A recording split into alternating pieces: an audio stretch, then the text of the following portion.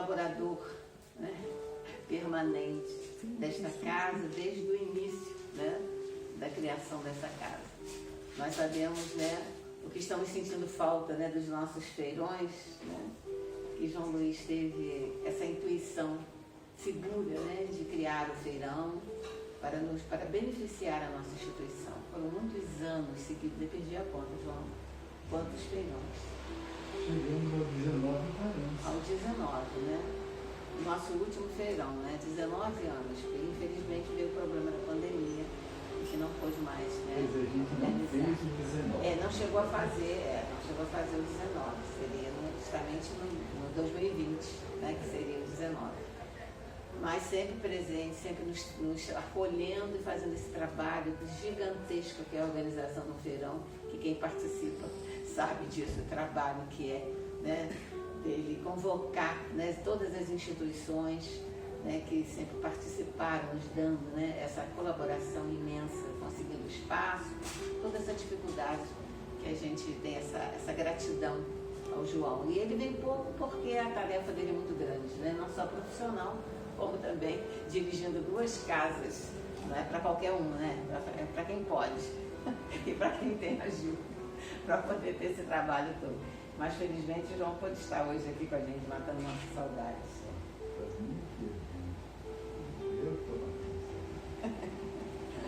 Então tá bom, a palavra está com o João, né? Fica à vontade. A gente fica até as 11 horas, ou são 11 horas da meia-dia. Pode ficar à vontade.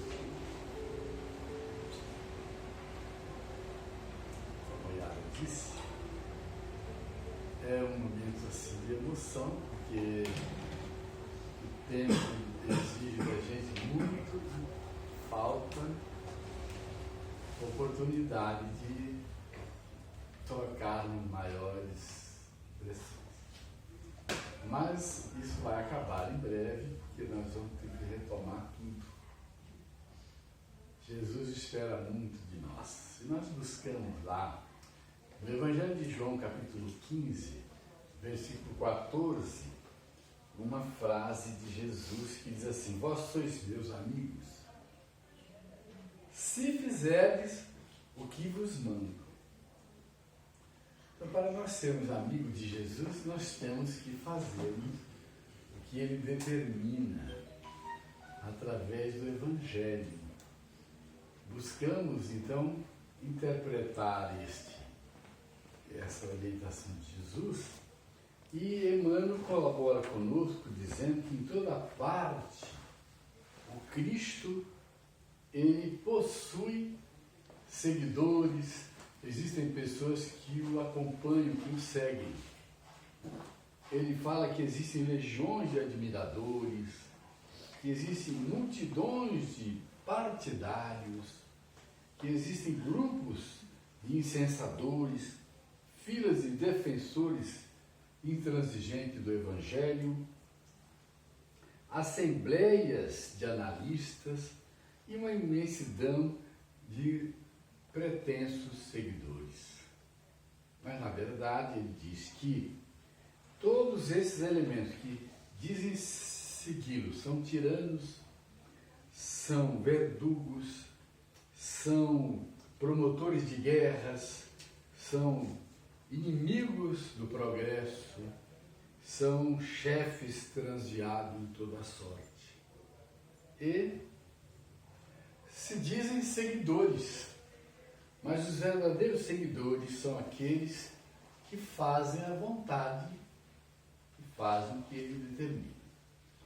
No livro Entre Dois Mundos, nós temos uma história de um discípulo de Jesus que deu um dos mais lindos testemunhos no início do século IV, no final do governo do imperador Diocleciano. Diocleciano acreditava que os cristãos eram para Roma um grande problema, um grande inimigo, um perigoso inimigo. E ele desencadeou uma perseguição que foi a mais grave de todos os tempos, promovendo a morte de milhares de pessoas em todos os recantos por onde Roma dominava. E lá, neste período, existiu um amigo de Jesus, que trabalhava na região do norte da África. E o Petitinga, neste livro, ele narra ao Manuel Filomeno de Miranda o que iria acontecer numa noite em que eles estavam numa expectativa muito grande, porque haveria uma visita lá na colônia espiritual Redenção. Então ele diz assim: hoje nós receberemos um grande amigo, um espírito que vem nos trazer palavras de levantamento moral, diretrizes para o nosso futuro próximo. E Manuel Filomeno de Miranda, que sabia que se tratava de um amigo de Jesus, pergunta assim: por que ele é chamado de amigo de Jesus? Então ele começa a contar a história. Porque ele deu a vida a Jesus num holocausto, num sofrimento muito grande. Ele narra que o espírito Policarpo vivia no norte da África pregando, e ele era, à época, um dos mais fervorosos pregadores do Evangelho, fazendo na região diversos discípulos, e que incomodava Roma. Vejam vocês como Roma se preocupava. Ele, do norte da África, incomodava a capital. Tamanha era a ação que ele desenvolvia falando do Evangelho. Roma, então, determinou que ele fosse preso. Ele foi preso, levado a Roma a ferros, com a esposa e 2 filhinhos. Uma longa viagem, como um prisioneiro de porão de navio. Chegando a Roma, ele, separado da esposa, foi levado para os interrogatórios e para se tentar fazer com que ele negasse a fé de Jesus. Porque todos os romanos que seguiam Jesus, eles, quando aprisionados, eles tinham o direito de abjurar. Se você abjurar, você vai continuar sendo um cidadão normal, cultuando os deuses de Roma. Se não, é a morte. Assim foi com Joana de Cusa, que, pregada à cruz para ser queimada, ela foi convocada a abjurar. E ela se negou a abjurar, apesar dos apelos do filho.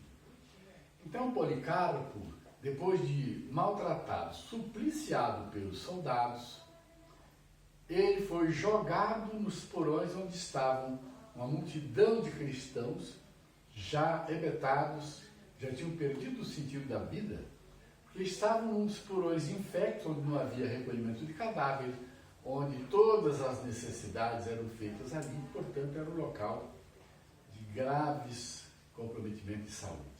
E a esposa dele, que era uma mulher imensamente corajosa, determinada, foi levada para outro reduto com os 2 filhos e passou por graves dificuldades, onde os soldados, com certeza, fizeram com ela e com as crianças tudo o que eles, de acordo com o grau de brutalidade que tinham, podiam fazer.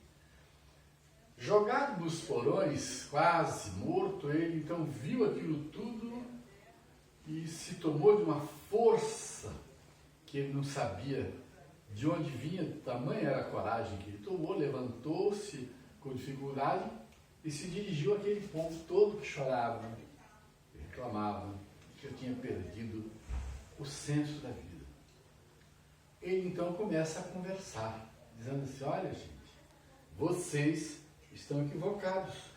O que vai acontecer conosco é um momento de grande oportunidade. Porque morrer por Jesus é o que nos resta agora. E quem morre por amor a Jesus dá um testemunho máximo. Então é uma glória morrer pelo amor a Jesus. Ele então levantou aquelas pessoas caídas, reergueu todo mundo, houve um silêncio muito grande e de repente uma aragem diferente começou a soprar nos porões do Coliseu, no dia quente de agosto, e ali eles sentiram uma atmosfera totalmente diferente. Aquela atmosfera de dor, de mau cheiro, todo desapareceu. E todos se renovaram. Em seguida foi jogada também nos porões a esposa com as 2 crianças. Ele concitou a todos que confiassem e que acreditassem que aquele momento seria um momento de grande glória deles, de dar a vida pela fé no Evangelho, pela fé em Jesus. Feito isso, ele faz o quê? Ele, com a esposa ao lado, altiva, corajosa, ele mais ânimo ainda teve. Ela se coloca ao lado dele com uma criancinha no colo e o outro segurando nas suas vestes e diz assim: nós continuaremos a nos amar depois da vida. Continuaremos unidos, coragem. Logo em seguida, a multidão gritando, sustentada a pão e circo, esperava ainda mais, esperava o sangue, o espetáculo dantesco. Os portões se abrem, o pânico volta, mas ele encoraja todos. Aparecem os soldados com chicotes, com ferrões, empurrando-os para o circo. Eles foram para o circo. A multidão silencia e aguarda a soltura das feras. Soltam as feras.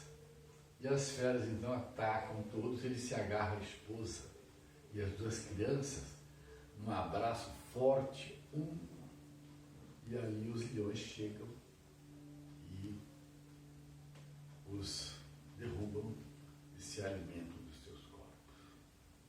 Narra o Petitinga que logo começa a entardecer e antes de anoitecer, os funcionários embriagados e vestidos de faunos começaram a passar a recolher os animais e, em gestos obscenos, a recolher os corpos que sobraram. E aí começa a anoitecer, Policarpo se levanta e verifica que do alto desce uma luz intensa e à frente, com um grupo imenso de anjos, vem Jesus. Chegam, Jesus se dirige a ele e os demais seguidores de Jesus passam a recolher todos aqueles espíritos que ali estavam combalidos no pós-desencarnação. E Jesus vem direto para ele. E vem e eles se abraçam. E diz assim: meu amigo, você ultrapassou a porta estreita. Vem você e sua família para junto de meu Pai, para que você possa trabalhar em outras searas servindo ao Senhor. E ali ele leva Policarpo. Daí o seu apelido, a sua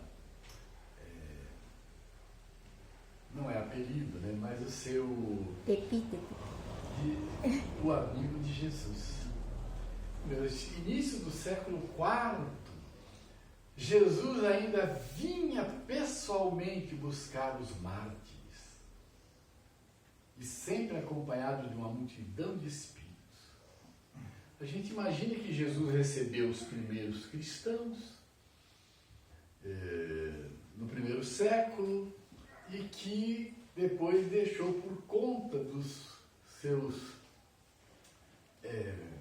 seguidores a ação de acolher os grandes pregadores, mas ele vinha pessoalmente. Até quando ele veio pessoalmente, nós não sabemos. Mas essa história que o Petitinga conta com muita emoção é uma das mais lindas que eu já li em relação à vida de Jesus para buscar os trabalhadores do Evangelho. Nessa passagem de Policarpo recebendo Jesus, sentindo a presença de Jesus e concitando todos a morrer pela glória de retornar ao mundo espiritual, levando os conhecimentos do Evangelho, nos coloca numa posição de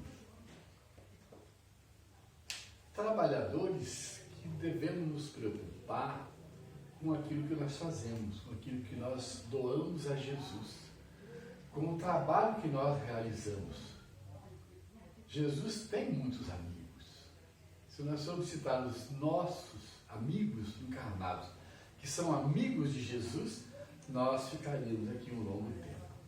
E nós temos uma grande multidão de amigos de Jesus desencarnados que trabalham continuamente, acolhendo novos amigos que se engajam no trabalho.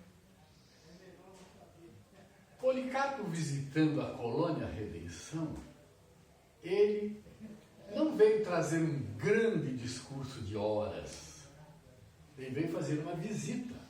E essa visita, que era muito esperada, com 4.000 espectadores no anfiteatro, com muitos encarnados presentes, foi em 2004, quando o Manuel Filomeno de Miranda, então, resolve escrever o livro Entre Dois Mundos.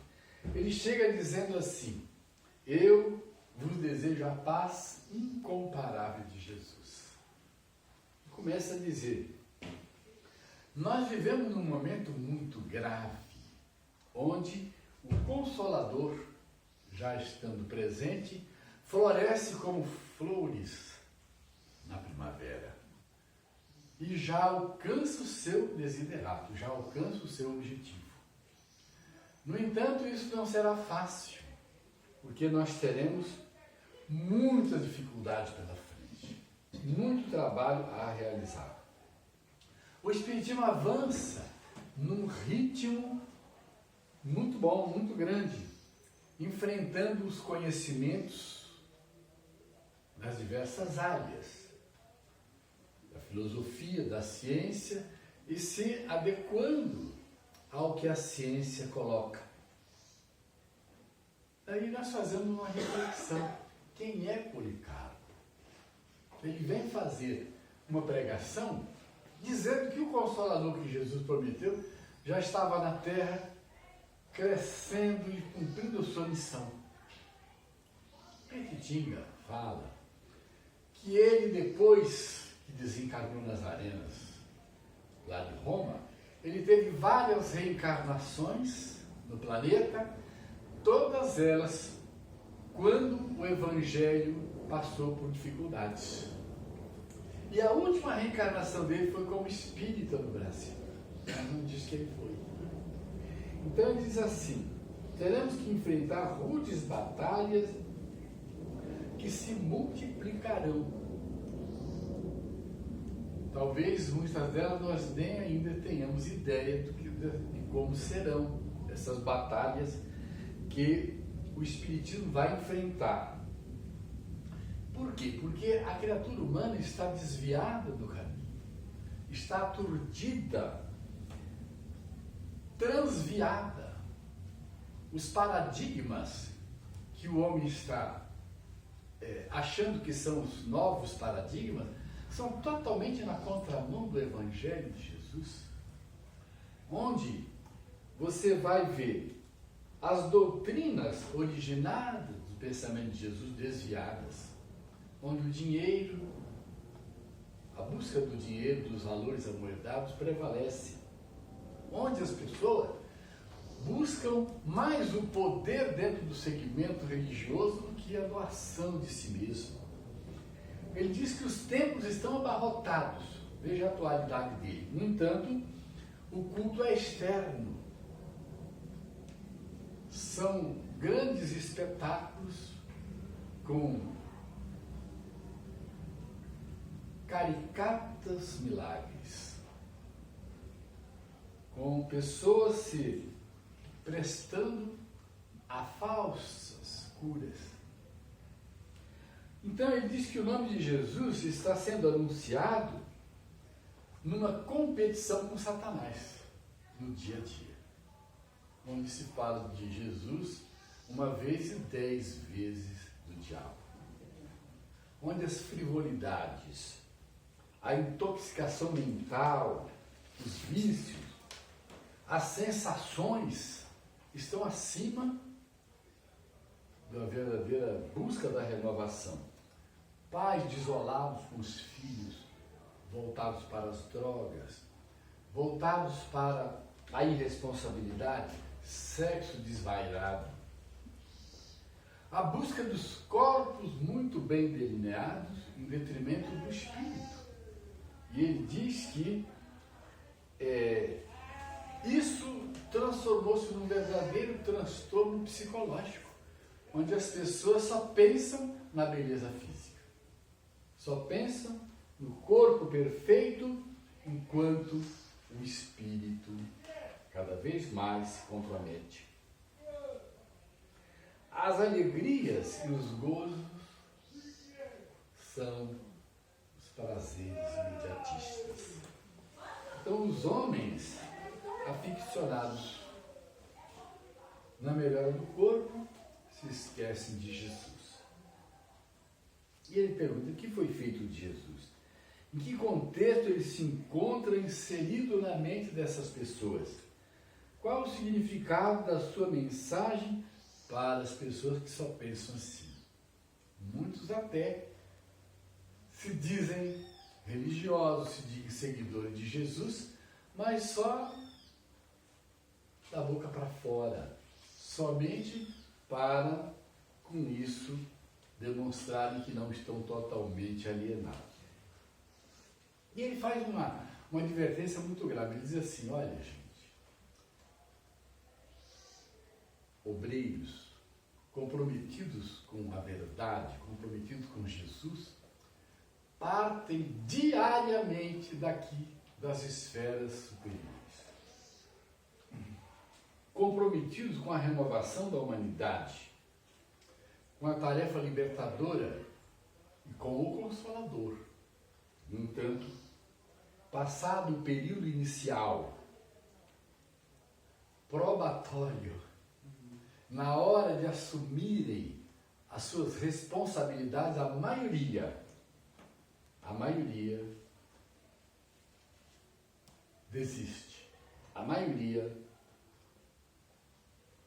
quando começa a se destacar em alguma coisa aqui na Terra, no plano físico, elas colocam em plano secundário as tarefas nobres que deveriam desenvolver.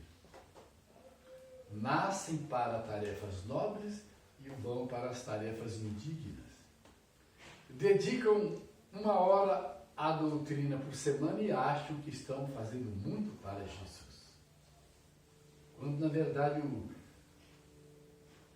os Espíritos nos dizem que o verdadeiro trabalhador da doutrina espírita, ele tem que se integrar no movimento espírita. Ele tem que, pelo menos, se fazer presente nas instituições espíritas onde o trabalho se desenvolve 3 vezes por semana.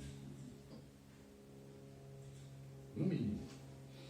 Então ele diz assim: eles se destacam, se entorpecem e esquecem dos compromissos.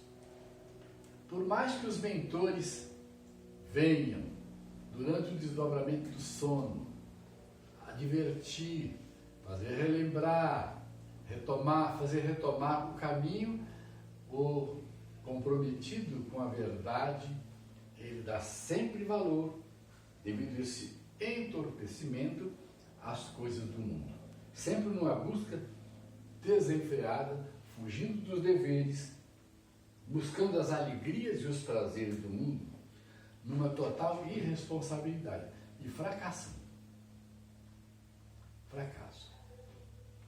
Nós temos acompanhado durante essas décadas todas o movimento espírita, que sempre foi dinâmico, necessitando desses empreendimentos, dessas pessoas que se comprometem com o trabalho, e na hora que a pessoa precisa do testemunho, ela dá prioridade a outras coisas. Eu vou fazer doutorado, eu tenho um pós-doutorado, eu tenho um compromisso aqui, eu tenho outro ali, e a vida passa. Passa e as pessoas não vão no rumo certo que deveriam ir. Ele diz assim: quem ama Jesus não conhece barreiras impeditivas para realizar as suas tarefas. Ignora desafios perturbadores e está sempre aposto para servir a Jesus. O holocausto dele não é como antigamente. Hoje, o holocausto é enfrentar as dificuldades, permanecer firme, intimorato, tentando dar o máximo de si, tentando não ser um mártir no circo, mas fazer da sua vida uma vida de dedicação, uma vida de amor a Jesus Cristo. O nosso amigo diz assim: não hesite em amar, não se canse de servir, porque Jesus sempre prefere os simples, os pobres, os humildes, os mais carentes. Quantas vezes nós nos deparamos com aqueles que são os mais necessitados e não optamos por eles? Quantas vezes nós podemos fazer mais por quem precisa mais e não fazemos tudo? Destucci, que é um espírito que trabalha muito no nosso movimento espírita, embora tenha sido padre, desencarnado como padre, ele viveu em Lyon, veio para o Brasil e conheceu a doutrina espírita. E era um grande admirador de Allan Kardec, embora trabalhasse todo o tempo como franciscano na seara que ele escolheu. Ele escreve por Chico, escreve por Divaldo, escreve por Julinho e nos deixou alguns legados muito importantes. Uma das páginas que ele escreve intitula-se O Amigo de Jesus. Ele diz assim: o amigo de Jesus é o caminheiro da verdade. O Evangelho é o seu roteiro, a fidelidade é a sua força e o amor a sua razão de viver. Esse espírito, ele, na França, ele esteve no exército, depois ele foi fazer medicina e desistiu, no século XVIII, no século XIX, depois ele foi para Lyon fazer o seminário, mas também desistiu de ficar na França e veio para o Brasil. Ele era de uma família nobre, trouxe para cá assim, recursos imensos, porque vindo para o Brasil, os pais com certeza deram a ele o dote, sei lá, então leva o que você tem direito. Ele veio para cá, chegando aqui, foi para Petrópolis.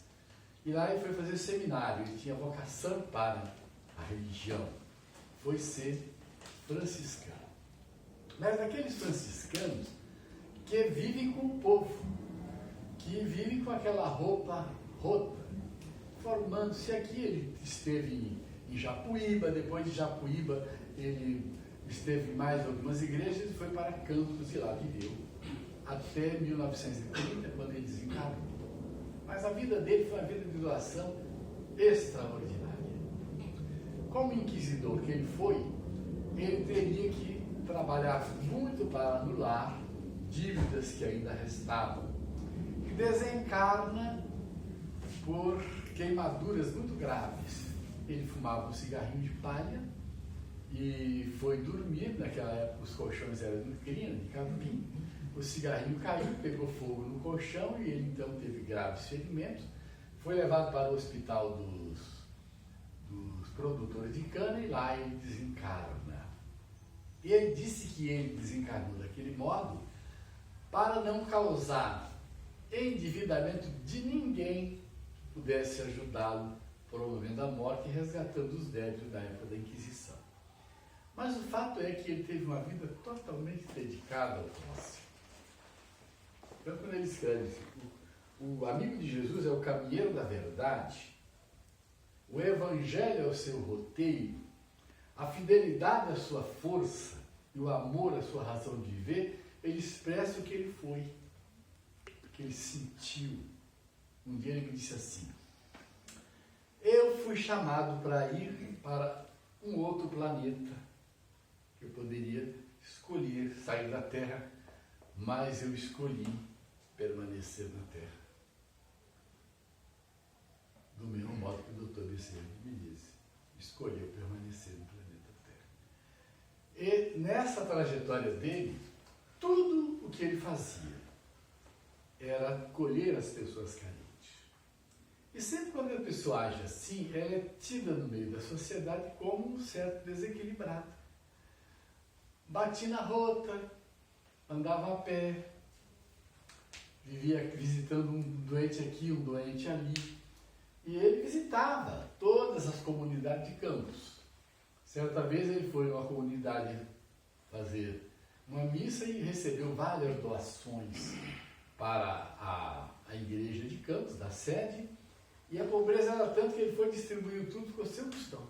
Ele e o filho adotivo dele, que o acompanhava sempre.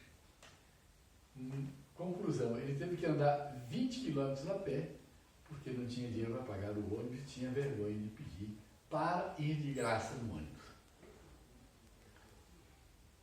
Certa vez chega uma pessoa pobre, muito pobre, uma senhora muito doente, com várias crianças, e uma receita. Diz: padre, eu preciso comprar esse remédio que eu estou com pneumonia muito grave e não tenho dinheiro. Ele disse assim: eu também não tenho. Mas o primeiro dinheiro que aparecer na igreja é seu. Daí a pouco, no mesmo dia, um usineiro muito rico chega sem avisar para batizar uma criança. E depois da festa do batismo, ele deixa 50 contos de réis para a igreja. Mas na tardezinha, a filha da senhora doente veio e disse assim: padre, minha mãe mandou perguntar se o senhor já tem dinheiro. Ele pegou todo o dinheiro e deu. A criança foi com aquele dinheiro todo para casa. A mãe falou assim: minha filha, o padre se enganou, vamos voltar lá. Voltou de uma distância enorme: padre, o senhor se enganou. Ele falou: não, ele disse que o primeiro dinheiro que aparecesse era seu. Então, se eu te der a metade, eu estou mentindo. Leva e usa o dinheiro. Era assim que ele agia. E muitas vezes a gente se envergonha, porque a pessoa passa e pede uma moeda, a gente dá uma moeda. Quando não diz que não tem. Eu estava de plantão no hospital do Andaraí e desci para fazer um lanche na lanchonete em frente e vi uma senhora com uma trouxa gigante na cabeça, com ar assim de doente, de adoentada, toda macilentazinha, virou e falou assim: meu filho, me dá um dinheiro. E eu só tinha 50 reais no bolso. Eu falei assim: eu não tenho. Aí veio no espaço, falei: destruxe. Voltei, falei: eu tenho. Eu estava mentindo para você. Então toda hora que alguma coisa assim acontece, a consciência acusa. Se ele fazia, eu também posso fazer, senão eu não serei amigo de Jesus. Para ser amigo de Jesus, ele disse assim: para que vocês sejam meus amigos, vocês só serão se fizerem o que eu mando. E Jesus mandava fazer o quê? Amar o próximo, a Deus sobre todas as coisas, é o próximo como a si mesmo. Quando aquela senhora viu o dinheiro, ela se assustou, tadinha. E aí eu me deliciei com uma mentalidade: superei. E a gente continua tentando superar. Quando nós fazemos assim, nós estamos sendo amigos de Jesus. Mas ele diz assim, o Letush, comparando com a mensagem de Policarpo, ele diz assim: os que se desligam das emoções penosas do mundo em Jesus Cristo, experimentam em suas vidas a luz intensa e eterna de uma alvorada nova. Se nós já conseguimos nos desligar das emoções do mundo, dos apegos do mundo, nós sentimos emoções a cada momento que nós podemos dar testemunho de que estamos de verdade nos desligando das emoções penosas do mundo. Ele diz assim: as ilusões de uma vida terrestre são igualmente emoções penosas e tristes para as almas em sua visão verdadeira da vida real. Nós precisamos entender que a vida real é lá, que aqui é uma luta contra as exigências da matéria e nós temos que superá-las. Quando nós não conseguimos superar essas exigências todas, nós não estamos fazendo o que precisamos fazer para o nosso progresso espiritual. O amigo do mestre é aquele que se tornou o devotado companheiro de seus irmãos. É o que fez um com Cristo como Jesus fez um com o Pai. Então eu preciso fazer com que a minha vida seja uma vida com Jesus. Evidentemente que eu não vou ser um com Cristo, mas é o caminho. É o caminho. Jesus não vem nos receber, porque os grandes testemunhos, os graves testemunhos, são para espíritos de alta envergadura. Mas nós teremos aqueles que virão nos receber, que virão nos amparar, que virão nos buscar. Não há condição mais bela nem mais feliz que a do homem que, embora em luta purificadora na terra, se entregou ao coração daquele que é a claridade abençoada dos séculos terrestres. Jesus é a claridade abençoada dos séculos da terra.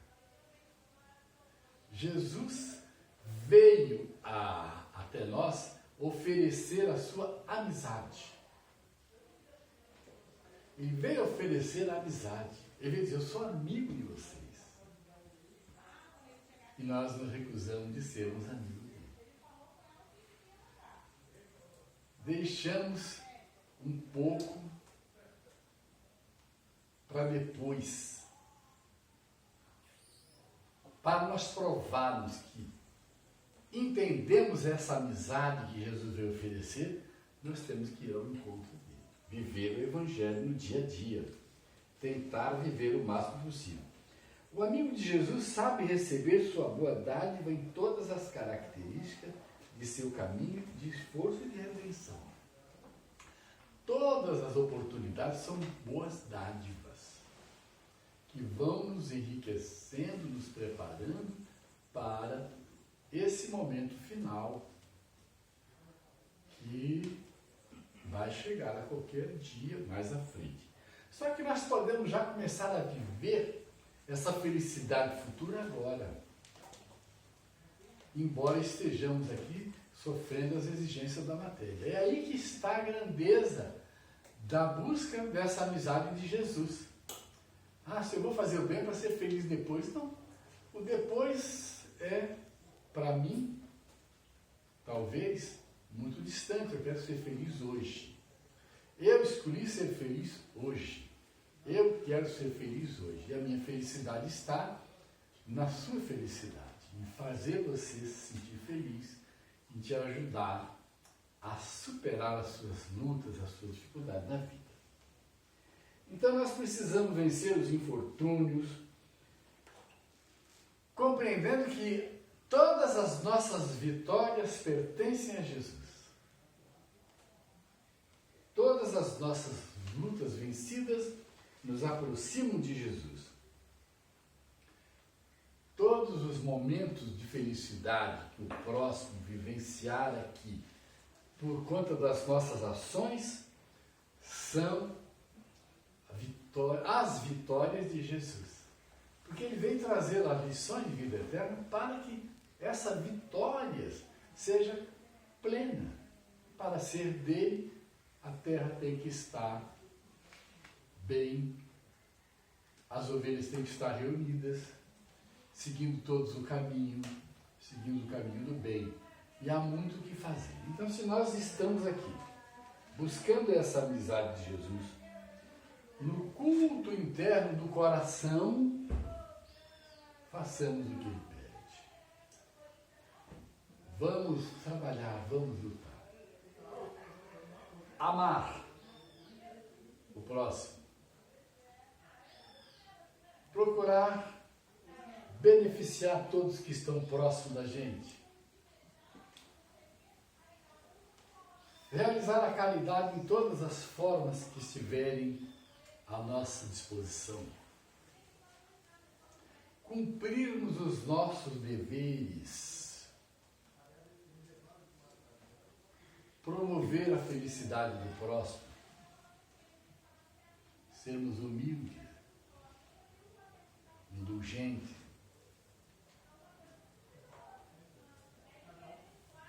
Mais atuantes, observando com obediência todas as coisas que precisam ser observadas. Nós podemos fazer com o abecedário das realizações nobres. Renúncia, viver com dignidade, tratar todos com respeito, solidariedade, tolerância, muito trabalho no bem. Aí sim você pode dizer, eu sou amigo de Jesus. Procure servir para ter o direito de dizer que é amigo de Jesus. Para você poder se dirigir a Ele sem se envergonhar. Porque a gente só se dirige aos amigos quando realmente sabe que é amigo. Você só pode me chamar de amigo se você é meu amigo. Você não pode usar com falsidade e chamar de amigo sem ser meu amigo. Temos esse direito de chamar Jesus de nosso amigo, como Policarpo. Ele sentiu-se no direito de dizer meu amigo e se abraçou a Jesus. Vamos abraçar nossas tarefas, abraçando-as, nós estamos abraçando Jesus.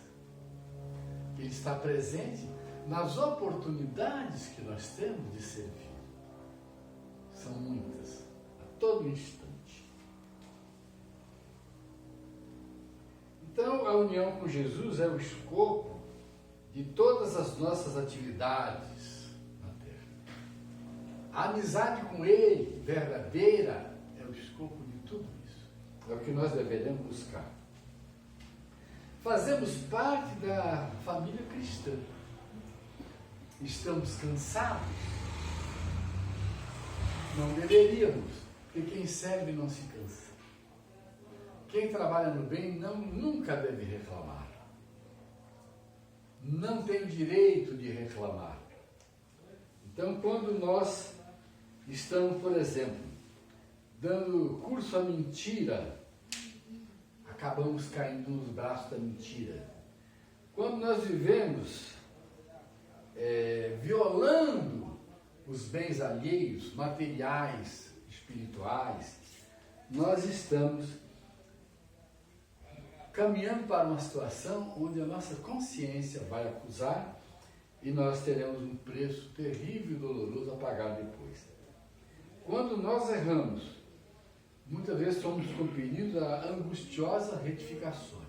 Quando nós nos omitimos, desperdiçamos o tempo e vamos sofrer com a consciência depois aturdida e sofrida. Então, ele diz assim, sejamos amigos sinceros e reais de Jesus.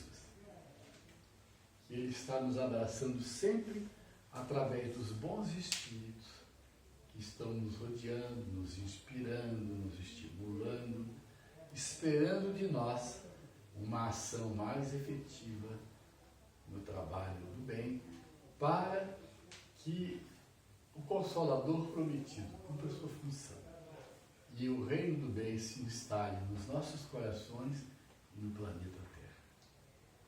Repetindo Destouches, o Evangelho é o nosso roteiro. A fidelidade é essa meta do amor, tem que ser a nossa razão. Que Jesus nos abençoe, que a Casa Maria de Magdala, com tantos amigos de Jesus, possa continuar progredindo